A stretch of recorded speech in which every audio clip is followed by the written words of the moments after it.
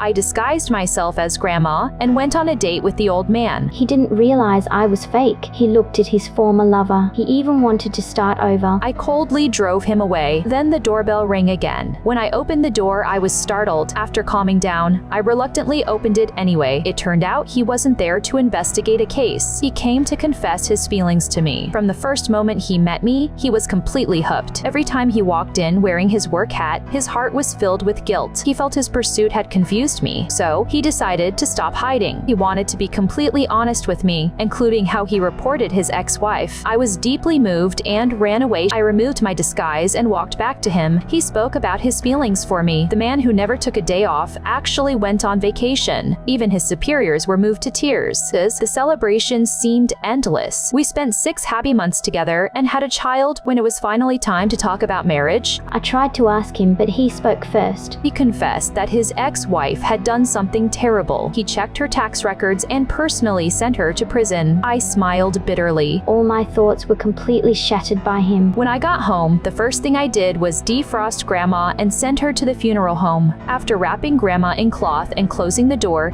the old man bothered me again. I didn't engage much. I only told him Grandma would pass by here later. To give Grandma's life a proper ending, my eldest sister stepped on the gas. But we were stopped for a sudden inspection. The terrifying part was that he was leading the inspection team. I was terrified.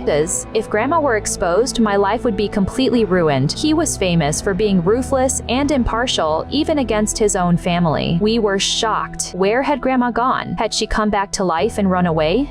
Just minutes earlier, Grandma had gone on a spontaneous trip. He took the 3 of us to the outskirts and confessed everything. He had actually discovered Grandma in the freezer. The reason he didn't act was because he feared that if the case were officially judged, every freezer in the future would end up with a grandma inside. I accepted my fate, but he couldn't. I was still carrying our child. So he joined the search for Grandma. The first person to find her was the old man. He was about to confess his love when he realized Grandma had no signs of life. He hurriedly called the hospital, hoping there was still a chance to save her, but overwhelmed with emotion, he collapsed as well. Finally, my eldest and second sisters found Grandma and successfully brought her home. I held a grand funeral for her, but after that, there was no pension to receive anymore. My company had no choice but to go bankrupt. Mike thought about the days ahead. In the end, we held a grand wedding.